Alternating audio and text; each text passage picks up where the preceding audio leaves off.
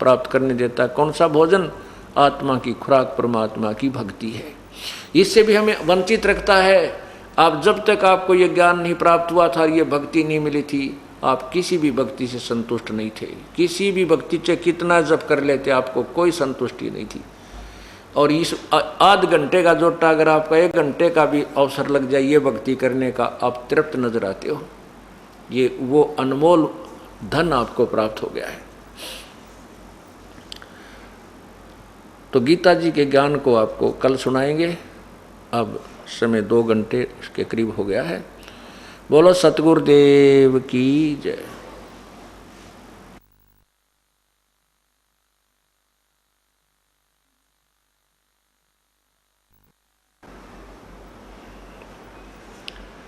परमपिता परमात्मा सर्व सृष्टि रचनहार कबीर बंदी छोड़ जी की असीम कृपा से ये 5 दिवसीय समागम चल रहा है। ऐसे शुभ काम उस पूर्ण प्रभु की अपनी रजा से ही हुआ करते हैं। और ऐसे शुभ समागम में बहुत ही पुण्यात्मा, बहुत ही अच्छे संस्कार वाली आत्माएं पहुंच पाती हैं। कहते हैं सकल पदार्थ हैं जगमाही और भाग्य बिना नर पावत नाही।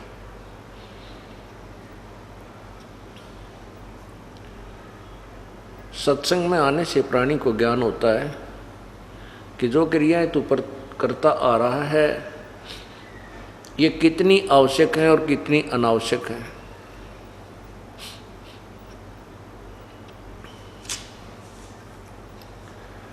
और सत्संग के वचनों को सुनकर ये प्राणी फिर अपना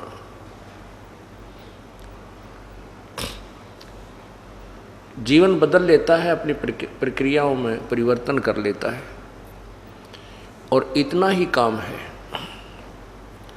जो बुराइयां हम कर रहे थे उनको त्याग देना है और जो प्रभु के दिए हुए नियम हैं, परमात्मा का जो संविधान है उसको स्वीकार कर लेना है।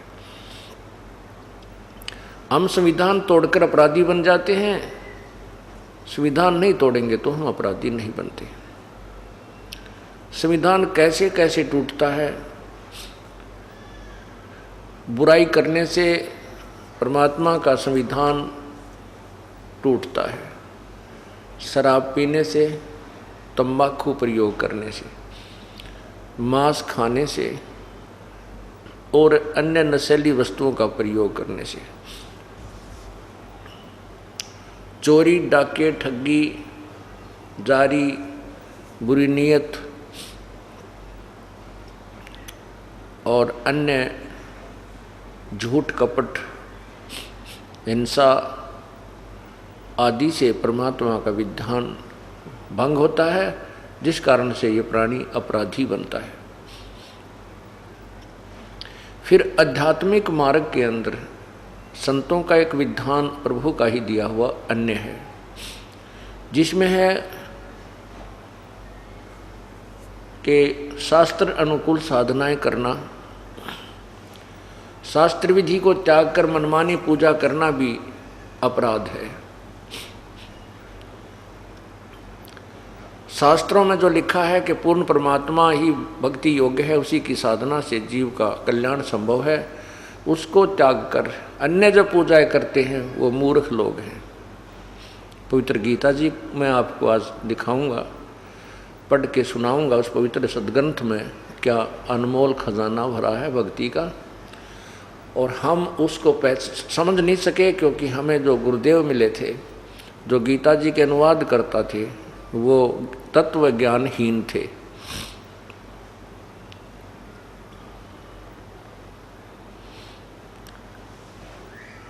फिर जब आप सत्संग में आते हो, गुरुदेव से उपदेश प्राप्त कर लेते हो, एक और विधान है, उसकी कुछ धाराएं और हैं उसी संविधान की। गुरु वचन निश्चय कर माने, पूरे गुरु की सेवा ठाने। गुरु वचन, गुरुदेव का जो आदेश है उसको अवश्य माने। यदि आप गुरुदेव का आदेश की अवहेलना कर देते हो तो आप फिर दोषी बन जाते हो।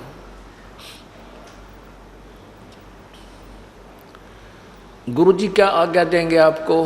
गुरुजी आज्ञा देंगे शराब नहीं पीना, तम्बाकू नहीं पीना, चोरी नहीं करना बेटा, बेटी, शुभ कर्म करना, मन कर्म वचन से भी किसी का बुरा नहीं सोचना, राग द्वेष को समाप्त करना।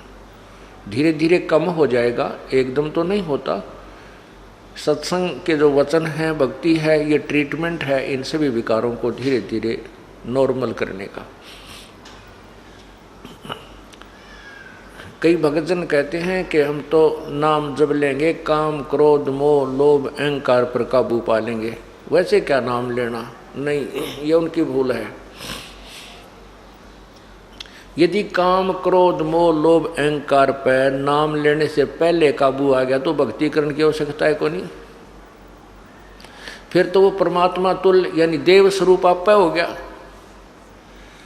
हाँ, नाम लेने से पहले जो विकार त्यागने हैं वो है सुल्फा, शराब, मांस, तम्बाकू, सिगरेट, बीड़ी आदि के माध्यम से जो भी हम प्रयोग करते हैं, इनको त्याग दोगे, ये भी बहुत ही आपकी बहादुरी है। ये भी आपसे नहीं छूटेंगे, नहीं त्यागे जा सकते हैं। आशीर्वाद संत का चाहिएगा। उस आशीर्वाद कई प्रकार से काम करता है। एक तो आपकी नीत साबित हो जावे, मैं बुराई त्यागना चाहता हूँ और आपका उपदेश लूँगा।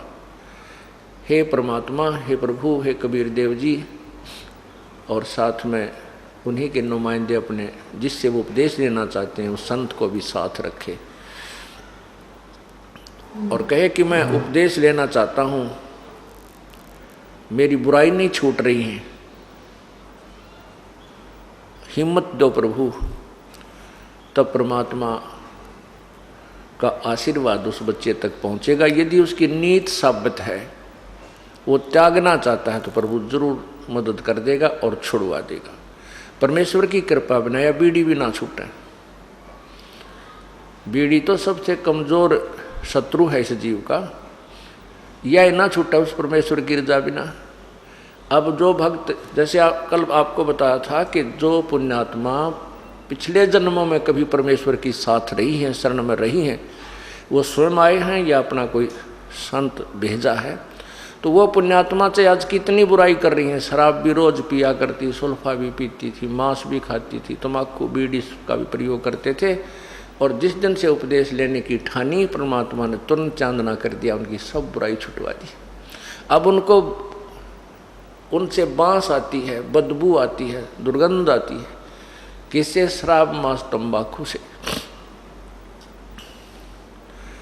और फिर वो क्या बताते हैं जी, नाम लेने से पहले भी हम दुखी थे, शराब और बीड़ी तय। बीड़ी से दुखी कैसे थे कि लेटते बीड़ी पीने दिल करता, लेटते बीड़ी लाते या सिगरेट लगाते, और वो बीड़ी ऊपर झटका कपड़े ने खराब कर देती। एक बार तो रजाई में आग लग गई, घरवाला ने भी गड़िया, लेकिन बीड़ी फिर भी ना छूटी। फिर कई बार दुखी होकर के शाम ने तोड़ देता, बंडल के बंडल ने तोड़ के और नो बाहर फेंक देता। बीड़ी साथ होगी ही नहीं तो आप पे छूट जाएंगी।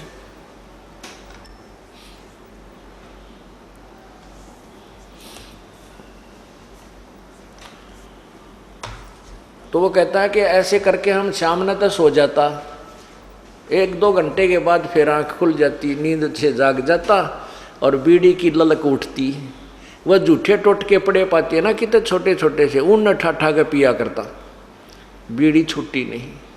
अब कृपा हुई है परमात्मा की, अब बदबू आती है। यदि कोई साथ बैठ कर दूसरा भी पीता है तो हमारे को वो अच्छा नहीं लगता। तो ये कृपा भी परमात्मा की होती है। अब जो भाई ये कह रहा था कि मैं तो काम क्रोध मोह लोभ अहंकार सब को त्याग कर फिर नाम लूँगा, वो आदमी नाम लेना नहीं चाहता या उसको ज्ञान कति नहीं। काम, क्रोध, लोभ, मोह, अहंकार ये परमानेंट एनिमी है इस आत्मा के, इस जीव के पक्के शत्रु हैं।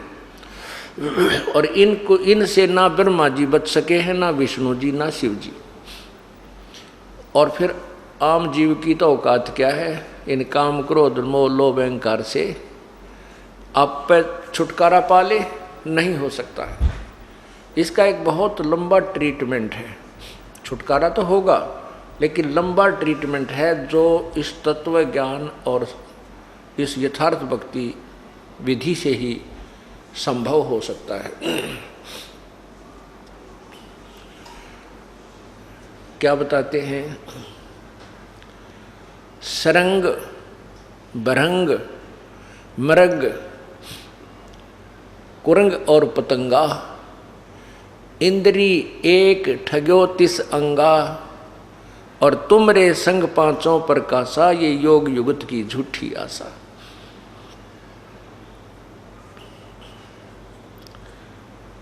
क्या बताते हैं कि शब्द, स्पर्श, रूप, रस, गंध, ये 5 विकार जीव का लगा रखे हैं इस काल भगवान ने।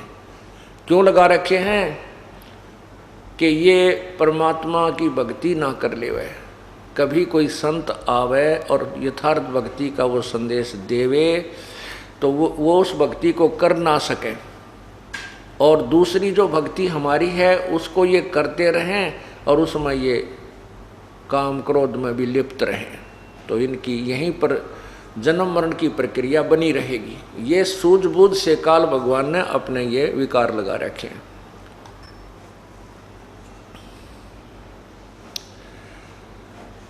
एक शब्द, स्पर्श, शब्द होती है अच्छी मीठी सुरीली आवाज की चाह, ये शब्द का ये गुण है। शब्द, स्पर्श, रूप, रसगंध आदि ये 5 विकार हैं। तो बढ़िया सब गाने बजाने, अच्छी आवाज़ को सुनने की जो चाह है वो विकार शब्द विकार कहलाता है। एक मृग होता है कुरंग, उसके अंदर ये एक विकार है जो उसकी जान का शत्रु बन जाता है। उसको सुरीली तान सुनने की आवाज़ है, और शिकारी जब मृग पकड़ते हैं, हिरण को पकड़ते हैं, तो वो एक प्रकार की धुन, एक सारंगी सी पर, हारमोनियम पर एक प्यारी प्यारी धुन शुरू कर देते हैं, और वो मृग उस शब्द के वश होकर, उस सुरीली आवाज़ को सुनने के वश होकर के वहाँ से चलकर शिकारी के घुटनों में शीश रख देता है और प्यार से उसको सुनता है। उस एक शब्द विकार ने, एक कान के विकार ने उस मृग की जान शिकारी के हाथों में सौंप दी। वो रुक नहीं सका, वो विवश है, उसके बस की बात नहीं है। और वो मृग को पकड़ ले गया, उसको मार लिया, उसके चाम का अलग से प्रयोग किया, मांस न्यारा बेच दिया, हड्डी की तो और प्रयोग कर ली। स्पर्श, स्पर्श कहते हैं इस काम को, काम कहते हैं विषय वासना, जो अंग्रेजी में सेक्स कहते हैं। हाथी में सबसे ज़्यादा काम वासना होती है, और हाथी पकड़ने वाले एक हथनी को ट्रेंड कर लेते हैं और जंगल में जाकर के गहरा गड्ढा खोद लेते हैं, उसके ऊपर घास फूस से, बोदी बोदी लकड़ियों से उसको ढक देते हैं, और ऊपर उसके ऊपर घास ऐसा ही डाल देते हैं जैसा उस जंगल का घास होता है, ऐसे खड़ा सा कर देते हैं। और उस ट्रेंड हथनी को, वो शिक्षित हथनी को हाथियों के झुंड में भेज देते हैं।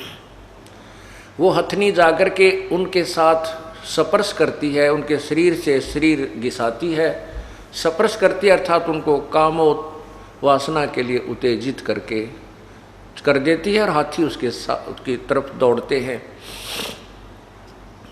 उससे वासना करने की चेष्टा करते हैं तो हथनी वहाँ से चल पड़ती है, वो दौड़ लेती है, उसके साथ 5-7 हाथी भी साथ साथ चल पड़ते हैं।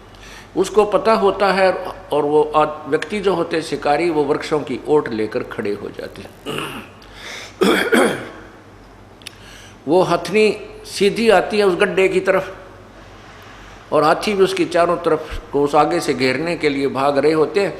वो जल्दी से सीधी आकर के वहाँ तुरंत वहाँ से कट मार कर और बराबर से ऐसे भाग के फिर तुरंत उस गड्ढे के सामने आकर सीधी भाग लेती है। हाथी सीधे ही भाग लेते हैं और उस गड्ढे के अंदर वो गिर जाते हैं। जब गड्ढे में वो गिर जाते हैं, उस बड़े बड़े चिंगाड़ते हैं, शिकारी फिर उनको हंटर लगा लगा कर काबू कर लेते हैं और फिर गांव गांव में, नगर नगर में, सर्कस में ले जाकर उनकी रेल बनाते हैं, उनका जुलूस निकालते हैं। एक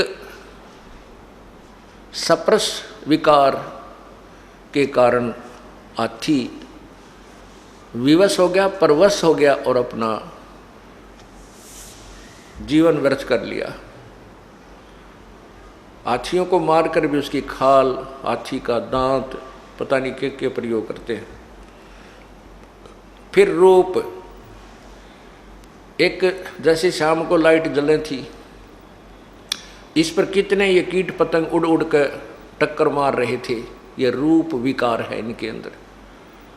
पतंग दीपक के ऊपर जाकर के उस रोशनी के वश होता है, उसका रूप के ऊपर उसकी कसक है और रूप के ऊपर आसक्त हो जाता है और दीपक के ऊपर जाकर गिर जाता है, गिरते ही जल के मर जाता है। ये हजार हजार की वोल्टेज की ट्यूबें जग रही हैं, इनके ऊपर ये मक्खियाँ, ये पतंग जाते हैं और वहाँ मर जाते हैं। एक विकार ने, रूप के ऊपर आकर्षित होने वाले विकार ने उस पतंग की जान ले ली।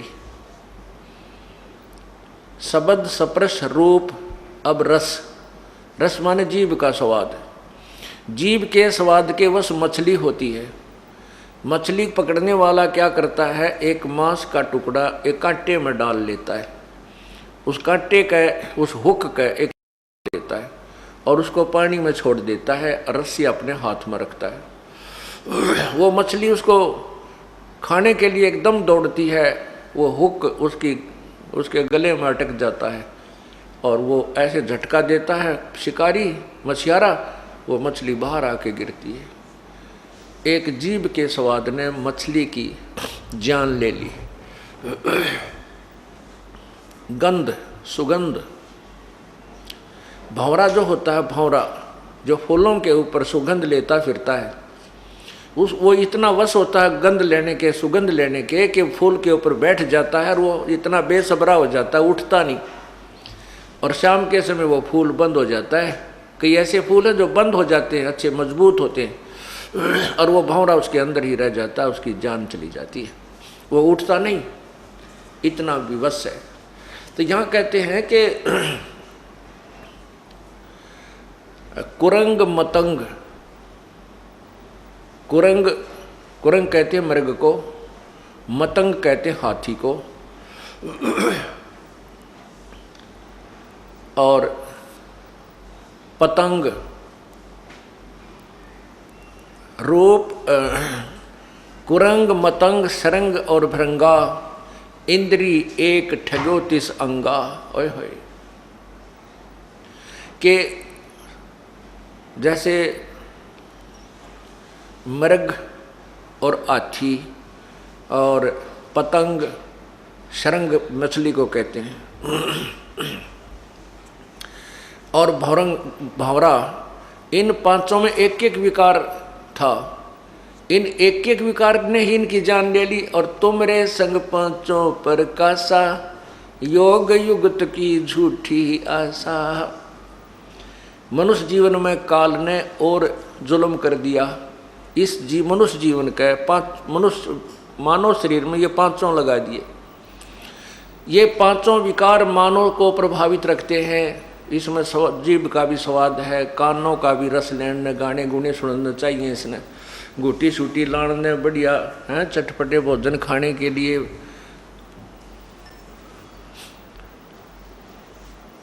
और विषय वासना भी कोई अंत ही नहीं इसके, इस शरीर में। परमात्मा कहते हैं हमें समझाने के लिए,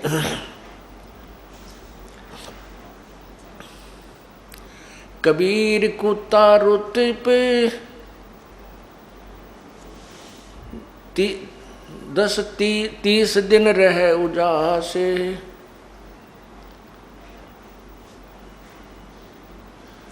कामी नर कुत्ता सही 6 ऋतु 12 मास। परमात्मा कितनी प्यारी तुलना करते हैं इस मनुष्य के साथ। कहते हैं कुत्ता एक ऋतु आने पर ही 30 दिन तक वो काम वासना से प्रेरित रहता है, और कामी नर कुत्ता सही 6 ऋतु 12 मास। कामी माने विषय वासना वश होकर ये नर उस कुत्ते से भी बदतर है, इसकी कोई ऋतु ही सीमित नहीं है, 6 ऋतु 12 मास ही ये काम उत्तेजना के वश रहता है। अब क्या कारण है कि जैसे काल ने हमारे ये मनुष्य जीवन देते ही ये 5 विकार फिट कर दिए कि या तो ये भक्ति करे नहीं, और करे तो ये विकार इसको करने नहीं थे। परमात्मा पूर्ण ब्रह्म बड़े दयालु हैं, उन्होंने एक ऐसा ट्रीटमेंट दिया हमारे को इस सत्य नाम का, श्वास से सिमरन का। इससे ये विकार धीरे धीरे कति नष्ट हो जाएंगे, बिल्कुल नॉर्मल से बने रहेंगे, ये दबाव नहीं दे सकेंगे। और फिर ये ज्ञान ऐसा दे दिया कि हम गलती करने की चेष्टा करेंगे या कोई मन में विकार काल प्रेरित करेगा, तुरंत ये ज्ञान अड़ जाएगा और परमात्मा इस मन की परों को काट देगा, और भक्ति का जो सहयोग है वो आपको इन विकारों से बचाएगा, और कुछ दिनों के बाद ये ठीक हो जाएंगे। ये बिल्कुल समाप्त नहीं होंगे, लेकिन ज्ञान से ठीकम इस सतनाम से बिल्कुल ऐसे हो जाएंगे, हानि नहीं कर सकेंगे, आपको बाधक नहीं करेंगे, बनेंगे आपके लिए। परमात्मा कोई गलती नहीं होने देगा आपसे, कोई ऐसी परिस्थिति पैदा कर देगा जो ये मन तो ये काल है, ये तो 21 ब्रह्मांड का भगवान है, ये ब्रह्मा विष्णु महेश के साथ भी इसने खूब ऐसी घटनाएं घटा दी जो आज तक शोभनीय नहीं लगती हैं, लेकिन संत के साथ इसकी नहीं बसाओगी। कैसे? जैसे भगवान शिव ने जब ये देखा कि पार्वती जी ने श्री रामचंद्र जी का रूप बनाकर ना सीता जी का रूप बना करके और श्री राम की परीक्षा ली थी, और श्री राम ने उनको पहचान लिया था कि आप तो दक्ष पुत्री देवी हो, आप सीता नहीं हो। और भगवान शंकर ने मना किया था कि आप सीता रूप मत बनाना, श्री रामचंद्र की परीक्षा मत लेना, क्योंकि श्री रामचंद्र जी सीता के वियोग में रो रहे थे, दहाड़े मार रहे थे, पशु पक्षी पेड़ों से भी पूछ रहे थे, जिसमें सीता जी का अपहरण रावण ने कर लिया था, श्री राम को पता नहीं था। उसमें भगवान शिव ने कहा था, पार्वती ने पूछा था ये आदमी क्यों रो रहा है? भगवान शंकर ने कहा ये आम मनुष्य नहीं है, ये भगवान विष्णु अवतार श्री रामचंद्र जी हैं, इनकी पत्नी को कोई उठा ले गया है, अपहरण कर ले गया है, उस वियोग में ये रो रहे हैं। तो पार्वती जी ने कहा था कि भगवान रोते थोड़े ही है, मैं नहीं मानती ये विष्णु जी हो सकता है, मैं इसकी परीक्षा लूँगी और सीता रूप बना कर जाऊँगी। शिव भगवान ने कहा था कि तू सीता रूप मत बनाना पार्वती, तब तो उसने कह दिया नहीं बनाऊंगी। भगवान शिव के इधर उधर होते ही तुरंत सीता रूप बनाया और श्री राम की परीक्षा लेने पार्वती जी पहुंच गई। जाते ही रामचंद्र जी ने कह दिया, हे दक्ष पुत्री माया, भगवान शिव को कहाँ छोड़ाई, अकेली कैसे आ गई। इस बात से वो बहुत शर्मिंदा हुई और कहा आप तो सचमुच विष्णु भगवान हैं, ये मेरी ही गलती थी, शिव भगवान ठीक है आपको प्रणाम कर रहे थे। जब वो वापस आई तो अंदर से मन काल ने प्रेरित कर दिया भगवान शिव को कि ये अवश्य गड़बड़ करके आई होगी। उसने कहा कि तू सीता बन के परीक्षा लेकर आई है, वो नाट्य भी इतना मन ने को नहीं परीक्षा ली, नहीं तू झूठ बोलती है, मेरी आत्मा नहीं मान रही है, तू गई है। फिर उसने भी स्वीकृति दे दी, हाँ जी मैं गई थी। इस बात से भगवान शिव ने एक तो ये कहा कि तू अब मेरे बड़े भाई की पत्नी का रूप बना लिया, अर्थात मेरे लिए माता के तुल्य होगी, स्वीकार्य नहीं है, मैं तुझे तेरे से पत्नी व्यवहार नहीं करूँगा। और दूसरे मन में ये आके मैं पार्वती से प्रिय इस जग में किसी को नहीं मानता था, और इसने भी मेरे को डिसीव कर दिया, धोखा दे दिया। इसलिए मुझे स्त्री की चाह किस लिए हुई कि मेरे अंदर वासना है, काम वासना, मैं इसी को नष्ट कर दूंगा, मुझे चाह ही ना पड़ेगी जो मुझे धोखा दे सके और भक्ति में बाधक बन सके। इस विचार से भगवान शिव ने 88,000 वर्ष तक इस एक विकार को नष्ट करने के लिए तप किया, सप्रश विकार को। 88,000 वर्ष तप करने के बाद कहते हैं कामदेव को भी फूंक दिया, जला दिया, सब कुछ कर दिया। और भगवान शिव ने सोच लिया कि अब तू वासना रहित हो गया है, तेरा विकार समाप्त हो गया। कबीर परमात्मा कहते हैं विकार मरा मत जानियो जो भूबड़ में आग। जैसे अंगार होता है और उस आग को दबा देते हैं, अग्नि के जैसे उपला होता है, उपले को जला करके वो आग पूरा अंगार बन जाता है और उसको राख में दबा देते हैं कि काफ़ी देर तक ये रहा रहेगा। तो उससे ऊपर से तो ऐसा हो जाता है जैसे बिल्कुल समाप्त हो गया, इसमें राख रूख लग के, और उसको ऐसे हिलाते हैं ना तो अंदर से पूरा धुंधकता मिलता है। तो परमात्मा ने कहा है कि विकार मरे मत जानियो जो भूबड़ में आग, पहले से भी तेज धुंधकती पावेगी। कैसे ना जो साधना तुम कर रहे हो उनसे नहीं मरेंगे, उनसे तुम मान लेते हो कि हमने कुछ सफलता प्राप्त कर ली, लेकिन वो सफलता नहीं, वो तो दुबक गया है तुम्हारा, जो दबा है थोड़े से दिन तक। और जो सतनाम और इस विधि से जो साधना की जाती है ये परमानेंट ट्रीटमेंट कर दिया जाता है। अब काल भगवान जो ज्योति निरंजन ब्रह्म है उसको चिंता बनी रहती है कि यदि कोई व्यक्ति,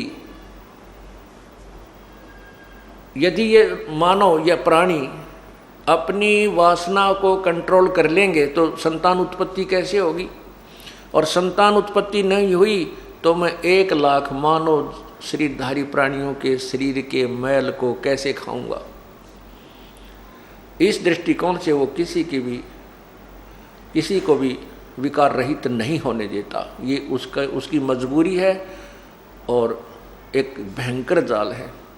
तो कुछ दिनों के बाद उस काल ने प्रेरणा कर दी भगवान शिव के अंदर कि मैंने सुना है कि जिस समय हमने सागर मंथन किया था, सागर मंथन के समय कहते हैं मैंने तो विष ले लिया था, मुझे तो नशा बन गया था, ध्यान नहीं, और राक्षसों ने अमृत के कलश को ले लिया था।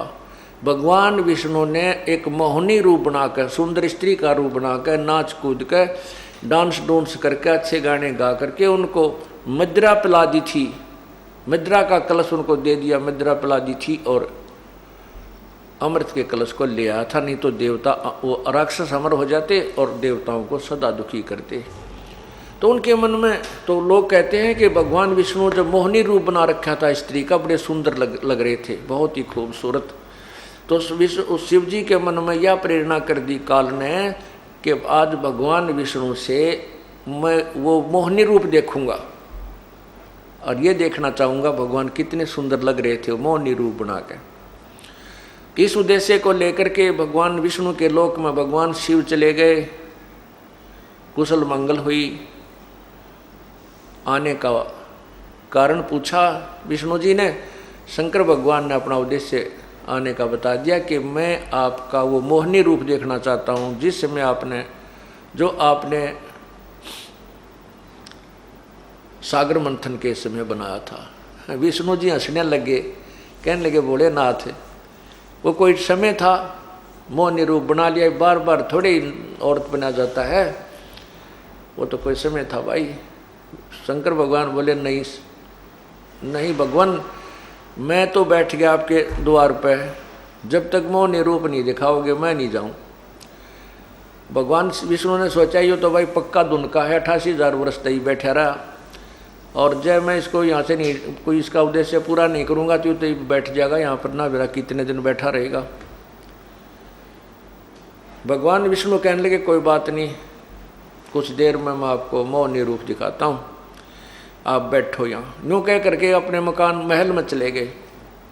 उधर से अंतर ध्यान होकर के जहाँ शिव जी अकेले बैठे थे बाहर बरंडे में, आगे सामने मैदान और बाग बगीचा था, विष्णु जी एक सुंदर इस लड़की का रूप बना करके एक पेड़ के नीचे खड़े हो जाते हैं जिसमें ऐसे वस्त्र थे जो अर्धनग्न शरीर हो।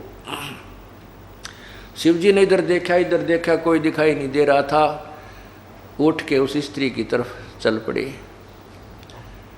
और वो लड़की आगे आगे चलने लगी। शिव जी ने भी लंबी लंबी कदम रख के उसके हाथ पकड़ लिया और वो आगे चलती रही। कहने का भाव ये मैं पुराण में लिखा है जो हम आपको बता भी नहीं सकता भगवान शिव जी की क्या दशा हुई। तो उसी समय भगवान विष्णु ने अपना विष्णु रूप बना लिया। तब भगवान शिव जी शर्मिंदा से हो गए। अब परमात्मा याद दिलाते हैं कि ये जिस विकारों को, विषय वासनाओं को तुम समाप्त कहते हैं, जैसे अग्न काष्ठ के माही है व्यापक परदिशै नाही, ऐसे कामदेव पर चंडा व्यापक सकल दीप नौखंडा।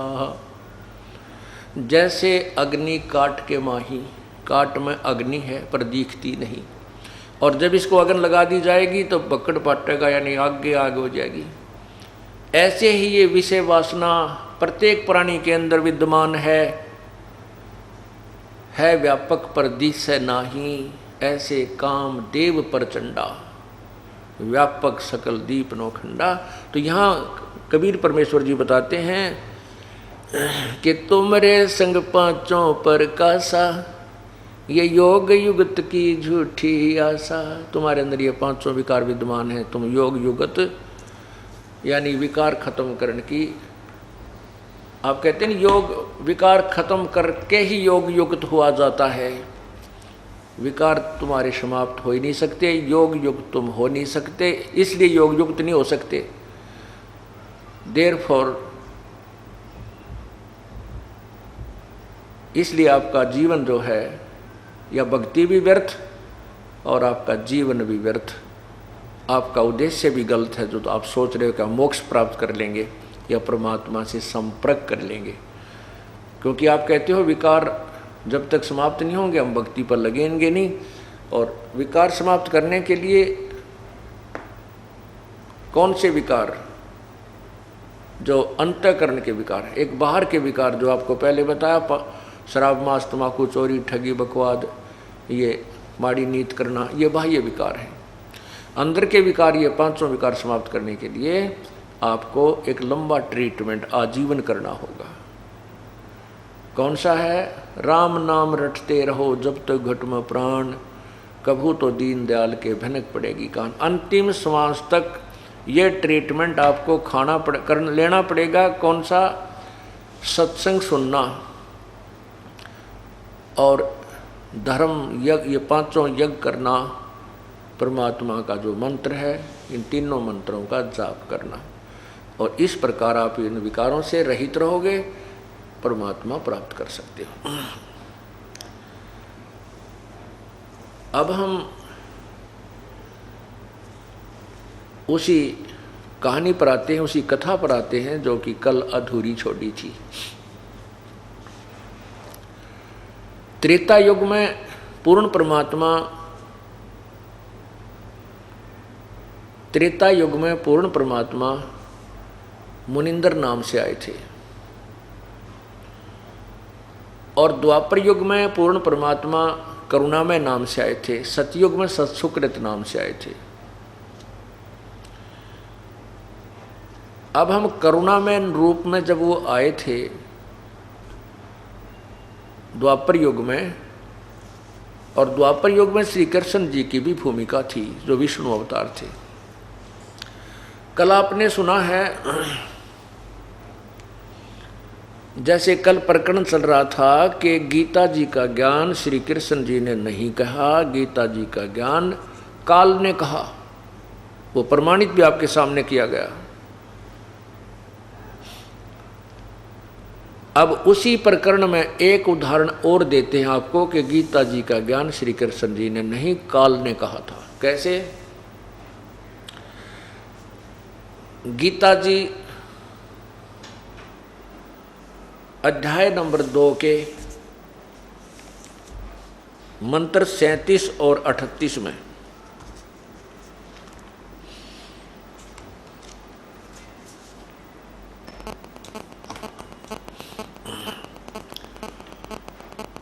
लिखा है कि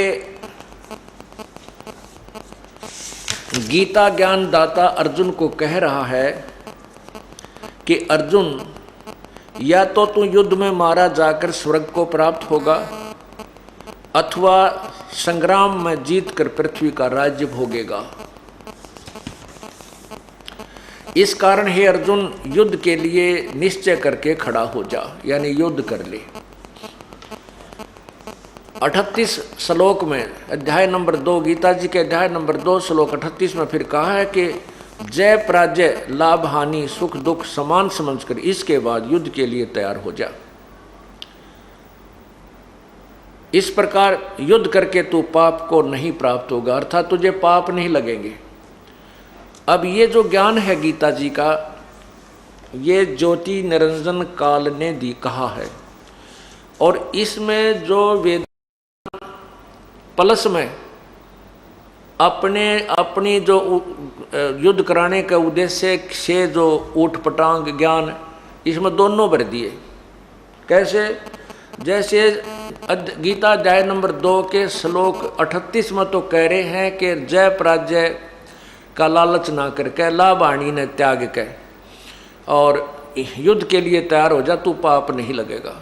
और 37 में उससे पहले वाले श्लोक में कह रहा है यू काल भगवान कि अर्जुन, यदि तो युद्ध में जीत गया तो सारी पृथ्वी का राज भोगेगा, हार गया और जो मर गया तो स्वर्ग जाएगा। लालच और लोभ दोनों दे भी रहा है, बता भी रहा है कि लोभ तेरे को ये है, लाभ ये है, तेरे को लाभ है और कि तू जीत गया तो पृथ्वी का राज भोगेगा, मर गया तो स्वर्ग में जाएगा। क्योंकि युद्ध में यदि सैनिक सीने में गोली खाकर मरता है, पीछा नहीं हटता है, उसको कुछ समय के लिए स्वर्ग का समय मिलता है। इस दृष्टिकोण से गीता ज्ञान दाता अध्याय 2 श्लोक 37 में तो लाभ बता रहा है, और 38 में नो कह जय और पराजय न छोड़ के लाभ हानि को भूल के तो युद्ध कर ले, पाप नहीं लगेगा। ये दोगला ज्ञान है। वेदों वाला ज्ञान तो सही है गीता जी में, जो ब्रह्म ने ही बोला है, और जो उसने युद्ध कराने के लिए अटकल लाई है वो ज्ञान ठीक नहीं उसका। अब गीता जी अध्याय नंबर 4 के 3 के अंदर कहा कि अर्जुन कह रहा है भगवान आपकी ये दो तरफा बातें यानी दोगली बात मेरे समझ में नहीं आती।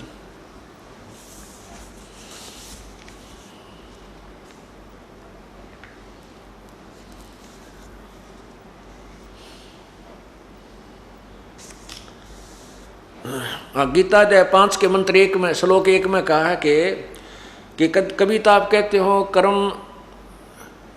कर्म योगी से, कर्म सन्यासी से कर्म योगी अच्छा है, कभी आप ज्ञान को उत्तम बता रहे हो, तो आप ये दो तरफी आपकी बातें यानी दोगली बातें मत करो, एक निश्चय करके बात बता, निश्चय करके ज्ञान कहिए।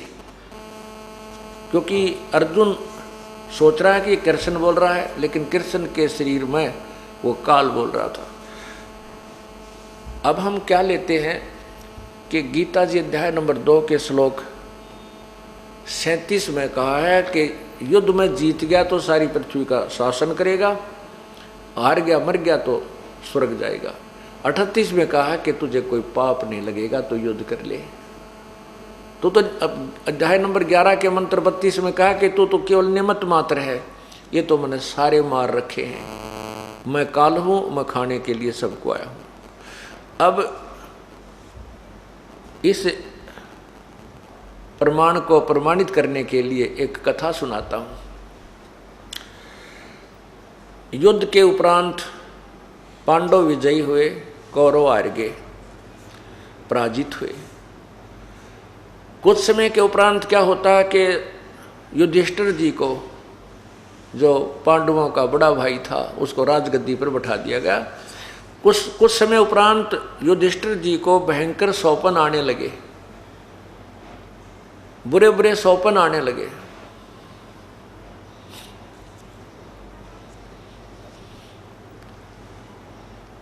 कैसे सौपन आते हैं कि कुछ ऐसे व्यक्ति दिखाई देते हैं जिनके शीश नहीं,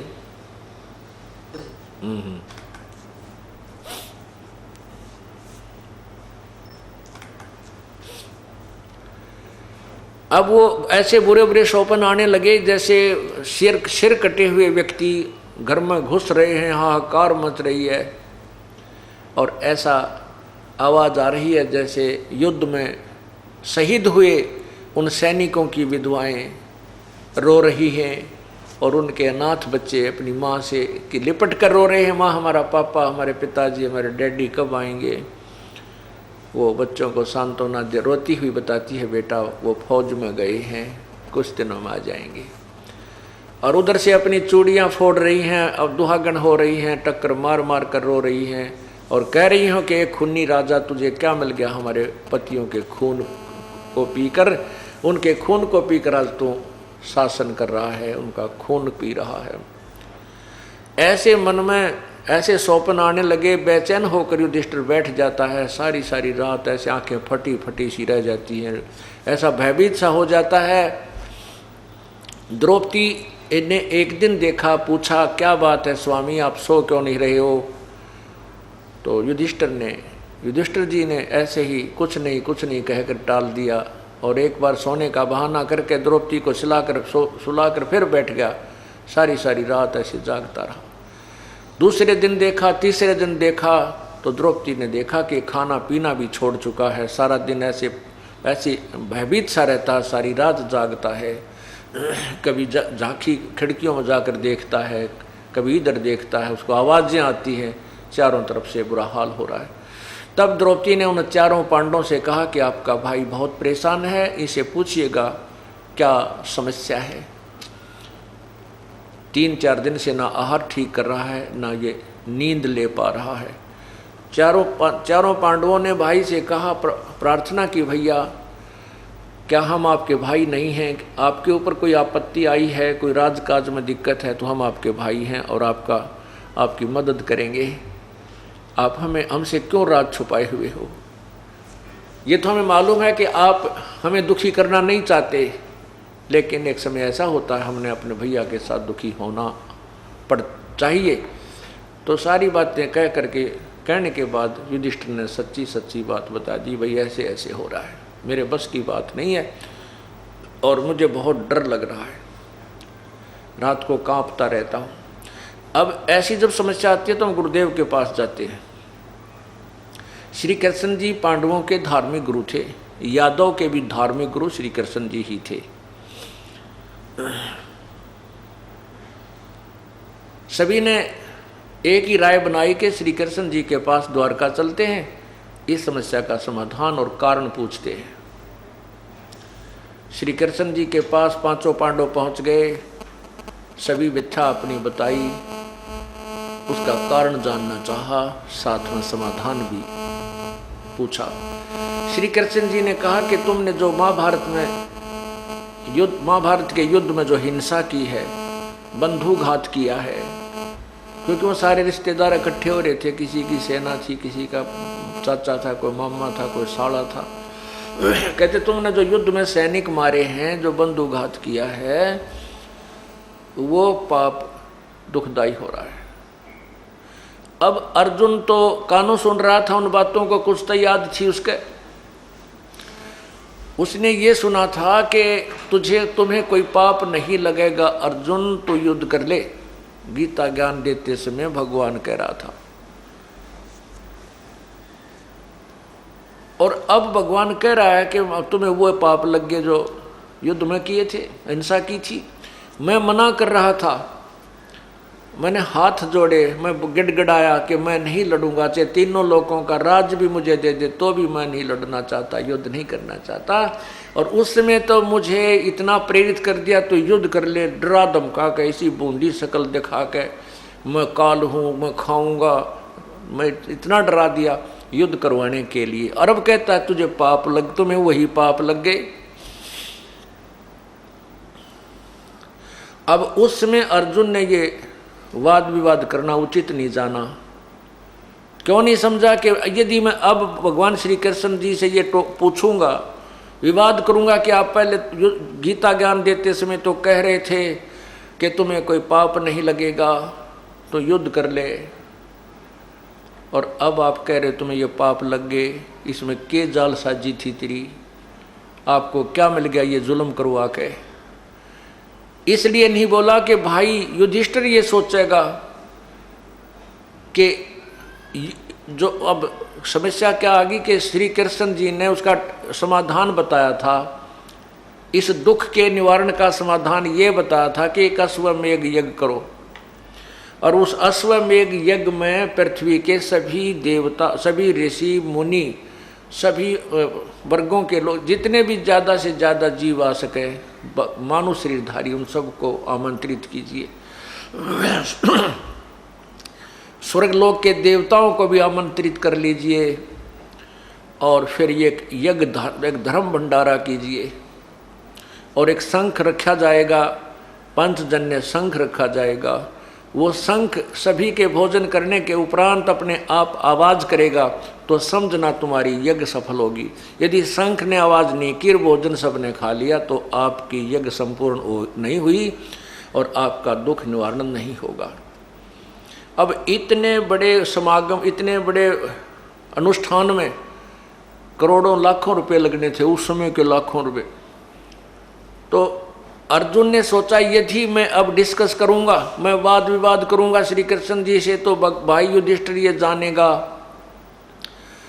कि इसमें लाखों रुपए लगने हैं, और भाई मेरे ट्रीटमेंट होने में प्रसन्न नहीं है। अब इनको पैसा लगता दिखाई दे रहा, इसलिए वाद विवाद करने लग गए। और अर्जुन को मालूम था कि युधिष्ठिर पक्का है धुन का, यदि इसके मन में ये बात आ गई कि इसलिए वाद विवाद हो रहा है कि कहीं खर्च ना हो जा, तो ये ट्रीटमेंट नहीं कराएगा, ये उपचार नहीं कराएगा और मर ही सकता है।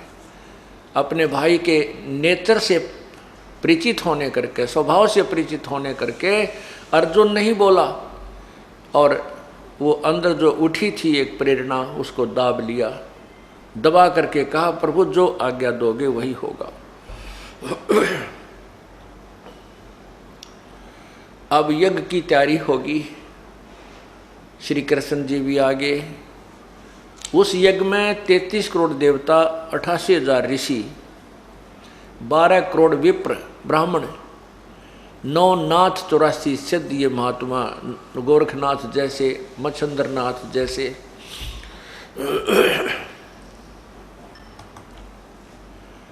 ये सभी विद्यमान थे। और हमारे जैसे जीवों का तो कहना है कि कितने बैठे थे। अब सभी ने भोजन कर लिया, शंख नहीं बाजा, शंख ने आवाज नहीं की। तो युधिष्ठिर जी बहुत मायूस हुए, श्री कृष्ण जी के पास आए और कहा प्रभु हमने घोर पाप कर रखा है, हमारा पाप समाप्त नहीं हो सकता, हमारा शंख नहीं बज सकता, ये शंख नहीं बजा इसलिए हमारी यज्ञ संपूर्ण नहीं हुई और हमारा पाप नहीं कटा, हमारा दुख निवारण नहीं हुआ। श्री कृष्ण जी ने कहा भाई ये जितने भी महापुरुष आए हैं इनमें कोई शंख बजाने वाला है ही नहीं। एक शंख बजाने वाला संत सुदर्शन नाम है, वाल्मीकि के घर उसका जन्म है, वो यहाँ आए तो तुम्हारा काम बने। अब युधिष्ठिर जी ने कहा कि कहाँ है प्रभु वो? श्री कृष्ण जी ने बताया कि काशी की तरफ, काशी के अंदर ऐसे ऐसे वो रहते हैं। अब श्री कृष्ण जी ने पूछा, क्या तुम्हें उनको आमंत्रित नहीं किया? युधिष्ठिर जी ने कहा कि उधर भीम की ड्यूटी लाई थी, उस क्षेत्र में न्योता देने की, निमंत्रण देने की। भीम बुलाया। भीम से श्री कृष्ण जी ने पूछा कि क्या आप उधर गए थे? एक संत है, वाल्मीकि घर में जन्म है, सुदर्शन उनका नाम है, उनको आमंत्रित नहीं किया या क्या कारण है? तब भीम जी ने कहा, जी मैं गया था उनके पास, लेकिन वो तो कुबोल आदमी है, उसमें तो अभिमान बहुत है। श्री कृष्ण जी ने कहा कि क्या वार्ता हुई, सच्ची सच्ची बताना। अब क्या, जब श्री भीम जी भगवान के प्यारी आत्मा सुदर्शन जी को आमंत्रित करने के लिए उनकी झोंपड़ी पर पहुंचे, तो भीम ने कहा कि मैं युधिष्ठिर राजा का भाई हूँ, हमने एक अश्वमेध यज्ञ करना है, महात्मा जी आप भी हमारे वहाँ आइएगा।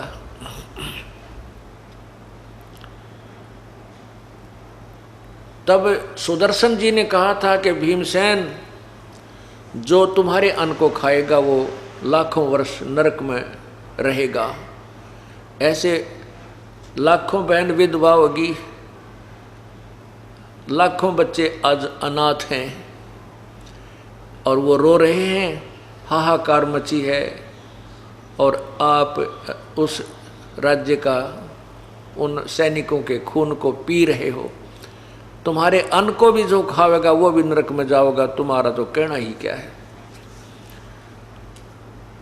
और मुझे ले चलना है तो जो अश्वमेध तुम कर रहे हो, ऐसी ऐसी 100 अश्वमेध यज्ञों का फल मुझे दे दीजिए, फिर मैं तुम्हारे अन्न को ग्रहण करूँगा। अब भीमसेन हो गया नाराज, और भीमसेन को यह अभिमान था कि हमारे साथ श्री कृष्ण जी रहे, इसने युद्ध में भी हमें जिता दिया, ये क्या बात है, ये तो लीला कर रहे हैं। श्री कृष्ण जीते से ही हमारी एक संपूर्ण हो जाएगी, और यो एक ना होगा तक के कीड़ी की टांग टूटे है, ना आने दे। ऐसा कहकर कहने लगा, बाबा जी घना मत बोला है, मुझे आदेश नहीं है हमारे बड़े भाई का, नहीं तो तेरी हड्डी पसली ये कर देता, तू घना मत बोला है, हमें पापी कहता, तू अपने आप को निरपराध मानता है। आना होता जाइए ना, बेशक मत आइए। अब श्री कृष्ण जी ने जब ये वचन सुने कि पहलवान ने तो बात बिगाड़ दी, तब श्री कृष्ण जी ने कहा, युधिष्ठिर भीम, आप संतों के साथ ऐसे व्यवहार करने से भी पाप के भागी बन गए, और वो पूर्ण संत हैं, पूर्ण परमात्मा की पूर्ण भक्ति युक्त हैं।